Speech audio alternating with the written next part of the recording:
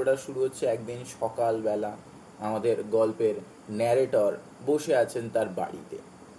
Narrator দেখতে পাচ্ছি বিশাল ধনী একজন ব্যক্তি, জমিদারের মতো এরকম অবস্থা, তার কন্ডিশন সেই কন্টেম্পোরারি সোসাইটিতে যেরকম একটা ধনী ব্যক্তির অবস্থা হয় সেরকমভাবে তিনি একটা ধনী সম্প্রদায় থেকে বিলং করেন।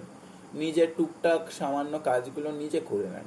টুকটাক সামান্য মানে জল খাওয়া, কোনো ফাই ফরমাস খাটানো, খাবারটা নিয়ে খেয়ে নেওয়া, এগুলো তিনি নিজেই করে থাকেন। খুব একটা যে তার চাকরদের ওপর বলেন যে এই করে নিয়ে আয়, ওই করে নিয়ে আয়, সেরকম কিন্তু খুব একটা ওরকম মানে আদেশ করার লোক কিন্তু তিনি ছিলেন না।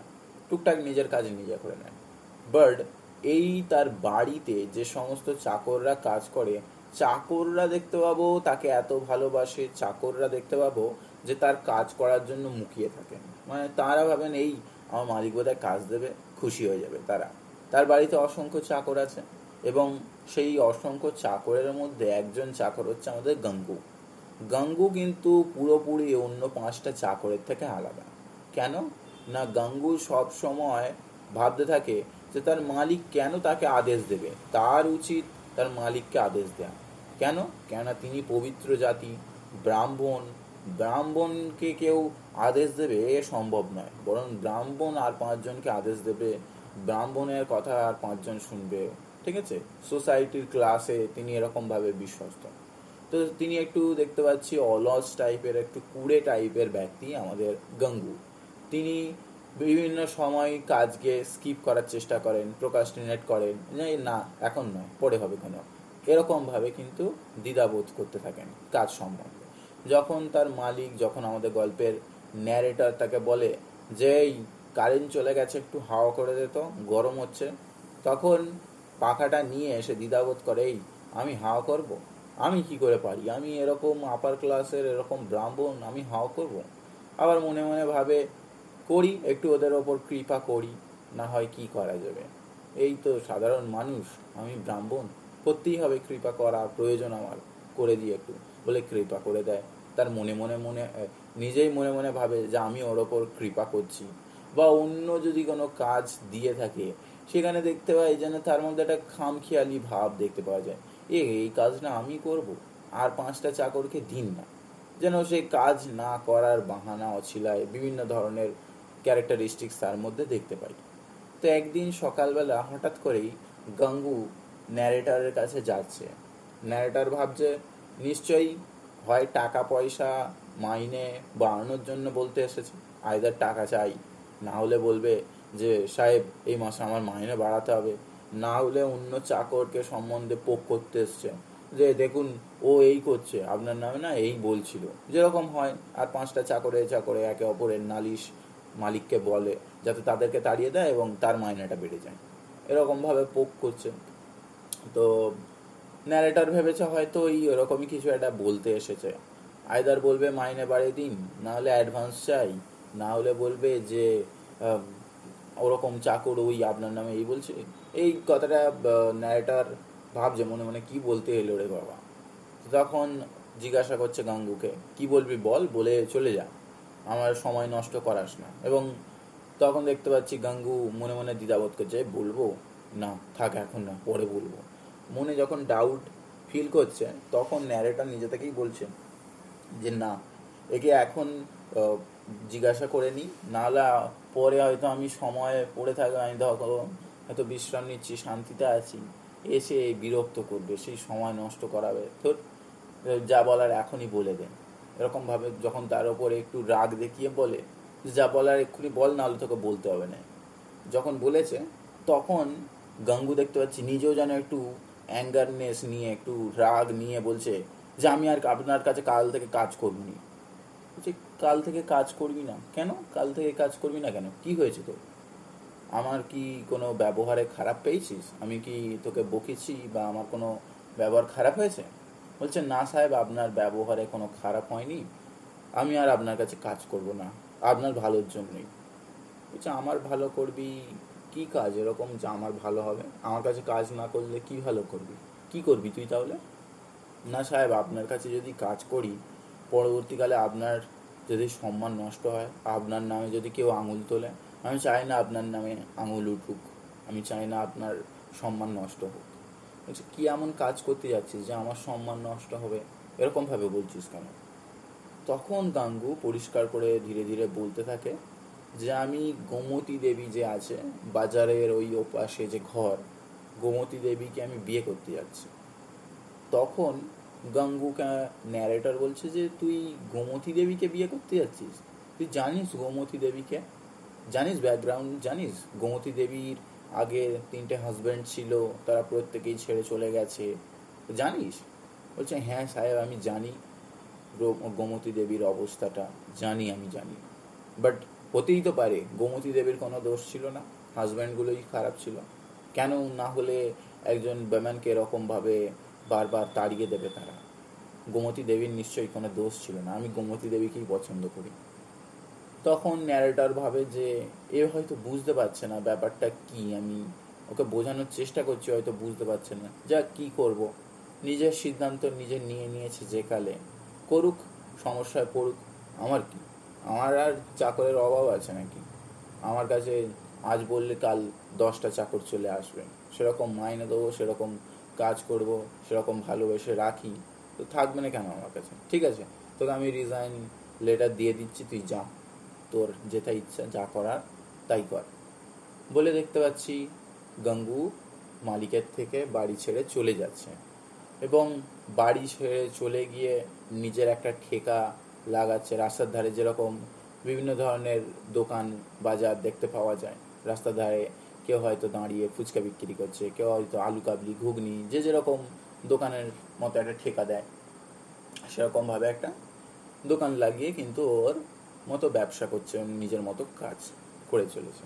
এবং অন্যদিকে গিয়ে দেখতে পাচ্ছি গাঙ্গু আমাদের গোমতী দেবীকে বিয়ে করছে, এবং বিয়ে করে মোটামুটি সুখে স্বাচ্ছন্দ্যে ভালো মতোই আছে। না, এটার মাঝে মাঝে খোঁজ নেওয়ার চেষ্টা করে, কেমন আছে দেখি একটু। তখন খোঁজ নিয়ে জানতে পারে যে হ্যাঁ, গাঙ্গু কিন্তু গোমতী দেবীর সাথে খুব সুখে স্বাচ্ছন্দ্যে সংসার জীবন করছে। ন্যায়টা যেখানে ভেবেছিল যে ও ওই গাঙ্গুর জীবন ধ্বংস করে দেবে, গাঙ্গুকে বোঝালুম, এত কষ্ট করলুম, গাঙ্গু বুঝলুনি তো, গোমতী দেবী ওকেও ছেড়ে চলে যাবে, যেদিন শিক্ষা হবে সেদিন বুঝবে। মনে মনে এরকমভাবে একটা মানে রাগ, একটা ক্ষোভ মেটানোর চেষ্টা করে। বাট যখন 5 মাস হয়ে যায়, 5 মাস পরে সাডেনলি একদিন জানা যাচ্ছে যে গোমতী দেবীও কিন্তু গাঙ্গুকে ছেড়ে চলে গেছে।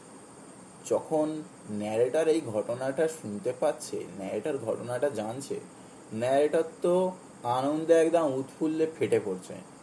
দেখলে বলেছিলুম যে যাস না ওর কাছে, হলো তো?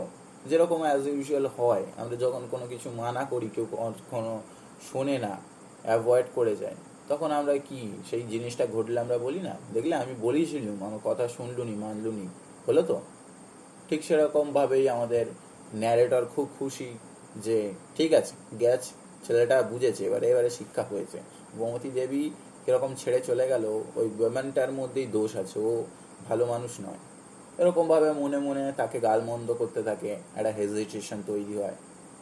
যাই হোক, ন্যারেটরের তো খুব ইচ্ছা, দেখি একবার গাঙ্গুর সম্মুখীন যদি হতে পারি, যদি মুখে মুখে দেখা হয় তো খুব খুশি, একটু মজা নিয়ে নেব।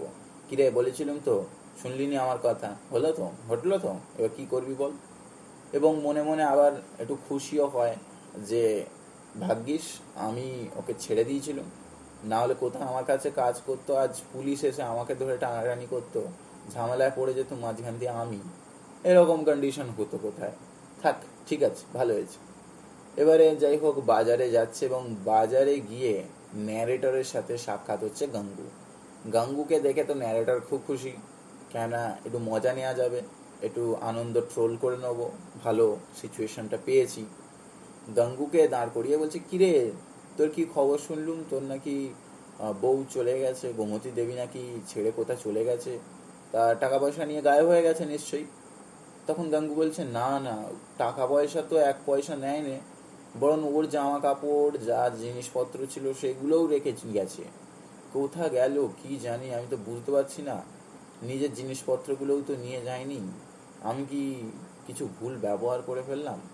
আমার মতো এরকম অশিক্ষিত, আর গোমতী দেবী কোথাও এরকম শিক্ষিত, এই অশিক্ষিত ব্রাহ্মণকে হয়তো সে সহ্য করতে পারেনি, হয়তো আমারই কোনো দোষ ছিল যার কারণে ওকে ধরে রাখতে পারিনি, নিশ্চয়ই আমারই কোনো দোষ। গঙ্গু অনবরত নিজেকে গালমন্দ করতে থাকে, নিজের নামেই খারাপ কথা বলতে থাকে যে আমার দোষ, ওর দোষ নয়। আর ও যদি থাকতো আজ আমি হয়তো আরও ভালো মানুষ হয়ে যেতাম, আরও হয়তো যেই জায়গায় এসেছি আরও ভালো হয়ে যেতাম। তখন গঙ্গু এরকম মন্তব্য করছে দেখে আমাদের ন্যারেটর তো অবাক, যে এই ছেলেটা এরকম এরকম মন্তব্য করতে পারে, এত বড় বড় কথা বলতে পারে। গঙ্গুর কথা শুনে তো ন্যারেটর অবাক, চমকে যাচ্ছে। তো এখন তাহলে কি করবি গঙ্গু, এরকম ভাবে তাকে প্রশ্ন করতে থাকে। দেখি, আশা করি ও ফিরে আসবে, আমাকে বলেছে ও ফিরে আসবে, কেননা আমি ওকে বলেছিলাম যে আমায় কোনোদিনও ছেড়ে যাবে না। তো তখন বলেছিল যে না, ছেড়ে যাব না, যাই ঘটে যাক, যাই হয়ে যাক, যাই সমস্যা হবে তোমায় বলবো আগে, তারপরে আমি তার স্টেপ নেব, আমি কোনো রিজনে তোমায় ছেড়ে যাব না। যাই হোক, গঙ্গুর সম্মুখীন হওয়ার পরে ন্যারেটর বাড়ি চলে আসছে, গঙ্গু গঙ্গুর মতো চলে যাচ্ছে। ন্যারেটর মনে মনে ভাবছে ছেলেটার কি অবস্থা হলো, বলেছিলুম শিক্ষা নিলুনি তখন, বড়দের কথা তো মানবে না, যা হওয়ার তাই হয়েছে, তাই ঘটেছে বলে ন্যারেটর এবারে দেখতে পাচ্ছি নৈনিতালে ঘুরতে চলে যাচ্ছে। নৈনিতালে যখন ঘুরতে যাচ্ছে 1 মাস হয়ে যাচ্ছে, 1 মাস পরে ঘুরে টুরে বাড়ি ফিরছে। ঘুরে টুরে বাড়ি ফিরে এসে ড্রেস চেঞ্জ করছে, ড্রেস চেঞ্জ করতে করতে হঠাৎ করে জানলা দিয়ে দেখছে বাইরে গঙ্গু ঘুরছে, কোলে একটা আবার বাচ্চা। গঙ্গুকে জানলা দিয়ে গিয়ে ডাকছে, এই গঙ্গু এখানে আয়, কোলে ওটা কে, এখানে আয় দেখি বলে যখন ডাকছে, গঙ্গু যাচ্ছে মালিকের বাড়িতে যাচ্ছে। মালিকের বাড়িতে ঢুকতে দেখে না গঙ্গুর মুখে একদম আনন্দে আত্মহারা, যেন গোল্ড মেডেল জিতেছে, যেন কোনো অলিম্পিকে একদম কোনো পুরস্কার জয়লাভ করেছে, গোল্ড মেডেল জিতে মুখে একরাশ হাসি নিয়ে ঘুরছে। হয়তো সেই যার বাসুকী দেব অর্থাৎ কৃষ্ণের বাবাও হয়তো কৃষ্ণকে এরকমভাবে জন্ম দিয়ে এত খুশি হয়নি যেরকম খুশি আমাদের গঙ্গু হয়েছে, তার কোলে বাচ্চা দেখতে পাচ্ছি। গঙ্গুকে জিজ্ঞাসা করছে, আরে গঙ্গু এই বাচ্চাটা কার, এই যে তোর কোলে বাচ্চাটা? বলছে কেন আমার? বলছে তোর বাচ্চা। গঙ্গুকে জিজ্ঞাসা করছে, ন্যারেটর তো অবাক হয়ে গেছে, তোর বাচ্চা কি করে, তোর ওয়াইফ কই? বলছি কেন, সে তো ফিরে এসেছে, তাকে তো আমি নিয়ে এসেছি। কোথা থেকে আনলি, কি হয়েছে একটু আমায় পরিষ্কার করে খুলে বল। তখন গঙ্গু বলছে যে গোমতী দেবী আসলে লখনৌ হসপিটালেতে চলে গেছিল, লখনৌতে যে ওমেন্স হসপিটাল আছে সেখানেতে চলে গিয়েছিল, বিকজ শি ওয়াজ প্রেগনেন্ট। তো সেই কারণে সে চলে গিয়েছিল, আমাকে জানায়নি, এবং ওর একজন বান্ধবীকে বলে গিয়েছিল যে যদি গঙ্গু খুব উত্তেজিত হয়ে যায়, যদি আইদার এমন কন্ডিশন হয়ে যায় যে পাচ্ছে না বলে খোঁজাখুঁজি করছে বিশাল, তখন গঙ্গুকে বলে দিও যে আমি ওরকম ওমেন্স হসপিটালেতে আছি লখনৌতে। তো গঙ্গু তার থেকে জানতে পারে যে ওরকম লখনৌ হসপিটালেতে আছে, সঙ্গে সঙ্গে ইমিডিয়েটলি গঙ্গু কিন্তু গোমতী দেবীকে আনতে হসপিটালে চলে যাচ্ছে। হসপিটালেতে গিয়ে দেখতে পাচ্ছে একটা নিউবর্ন বেবি, একটা সদ্যজাত সন্তান, এবং গঙ্গু তাকে নিজের সন্তান হিসেবে অ্যাকসেপ্ট করছে এবং কোলে করে নিয়ে বাড়ি ফিরছে, গোমতী দেবীকে নিয়ে এবং তার সন্তানকে নিয়ে আনন্দে স্বাচ্ছন্দ্যে বাড়ি ফিরছে, এবং বলেও ছিল যে কোনো সন্তানকে আমি কিন্তু আগলে রাখবো। তখন ন্যারেটর তাকে প্রশ্ন করে যে তুই বুঝতে পারছিস কি ঘটনাটা ঘটছে? আরে পরিষ্কার করে বোঝ ব্যাপারটা কি, যে তোর বিয়ে হয়েছে জাস্ট 5 মাস হয়েছে, এবং এই মাসটাকে ইনক্লুড করলে 6 মাস হচ্ছে, তো হাউ ইজ ইট পসিবল, কি করে এটা সম্ভব, নিউবর্ন বেবি কিভাবে পসিবল? তো যখন এরকম প্রশ্ন করছে, গঙ্গু বলছে কেন, এটা তো আমারই সন্তান।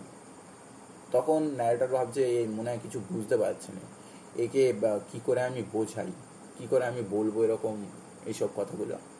বলছে যে how is it possible, narrator তাকে জিজ্ঞাসা করছে যে এটা কি করে সম্ভব, ঠিক আছে, যে তোর এইটা 6 মাসের মধ্যে বিবাহিত ওয়াইফ প্রেগনেন্ট হয়ে পড়ছে, কি করে এটা সম্ভব? সম্ভব নয়, এটা তার মধ্যে সন্তান জন্মগ্রহণ করছে, এটা সম্ভব নয়, মিনিমাম 1 ইয়ার লাগবে, তো সেখানে তুই কি করে বলছিস? বলছে মালিক একটা কথা বলি, যে সাপোজ আমি কোনো একটা ক্ষেত কিনলাম, আমি একজন চাষির থেকে একটা বিশাল বড় বাগান, বিশাল বড় ক্ষেত কিনলাম। সেই ক্ষেতের মধ্যে আমি দেখলাম যে ক্ষেতটা তিনি প্রচুর ফসল ফলিয়েছিলেন, ক্ষেতটার মধ্যে প্রচুর আনাজ টানাজ তিনি চাষ করেছেন, এবং এখনো কিন্তু ওই ক্ষেতটাতে আনাজে ভরা আছে, তিনি আমায় বিক্রি করে দিয়েছেন। তো আমি কি করব? ওই ক্ষেতটাতে যে আনাজগুলো ফলে আছে সেগুলো চাষির ক্ষেতের আনাজ বলে বা চাষির আনাজ বলে আমি কি ওগুলোকে অ্যাকসেপ্ট করব না? ওগুলোকে ওখানেই পচতে দেব? ওখানেই নষ্ট করে জমির যথেষ্ট গুণমান নষ্ট করে দেবো? জমির এই এত বড় ফসলটাকে আমি ধ্বংস করে দেবো? কি করব? নিশ্চয়ই তার ফসলগুলোকে নিয়ে নেব, অবশ্যই নেব। তো তাহলে আমাদের গোমতী দেবীর সন্তানকে কেন আমি অ্যাকসেপ্ট করব না? আমি বুঝতে পেরেছি আপনি কি বলতে চাইছেন, এবং আপনাকে বলি যে গোমতী দেবীর এই যে সন্তান, এটা কিন্তু তার সেকেন্ড হাজব্যান্ডের সন্তান। তো আমি সেটা জানি, বাট আমি কিন্তু এটাকে অ্যাকসেপ্ট করে নিয়েছি, এবং গোমতী দেবীকে বলেছিলাম যে যদি কোনো কারণে এরকম সন্তানের জন্য যদি কোনো ছিন্ন বিচ্ছিন্ন হয়ে যাওয়ার সময় আসে, এরকম কন্ডিশন হয়, তখন যেন আমাকে না ছেড়ে যায়, বরং আমি তাকে কিন্তু সর্বাগ্য চিত্তে অ্যাকসেপ্ট করব, এবং কোনোদিনও তাকে অন্যের সন্তান বলে, আমার নয় বলে তাকে ধিক্কার জানাবো, এরকম কিন্তু নয়। বরং সে আমার কাছে পুরস্কার, সে আমার কাছে উপহারের মতো। যেরকম ওই চাষির কেনা ক্ষেতের মধ্যে ফলা আনাজ, ঠিক সেরকমভাবে গোমতী দেবীও কিন্তু আমাকে উপহার দিয়েছেন, পুরস্কার দিয়েছেন। আমি সেটাকে সর্বাগ্য চিত্তে অ্যাকসেপ্ট করছি। তো এখানেই গল্পটা এন্ড হচ্ছে, এবং ন্যারেটর অবাক হয়ে চেয়ে আছে আমাদের গঙ্গুর দিকে, যে না, সত্যি এ হতে পারে অলস, হতে পারে লেজি, হতে পারে ব্রাহ্মণ হয়েও এর মধ্যে অনেক কিছু ভুল ত্রুটি আছে, বাট সত্যি এ বড় মাপের মানুষ, এরকম চিন্তা ভাবনা আমিও হয়তো করতে পারবো না, বলে ন্যারেটর এখানে গল্পটা শেষ করছে।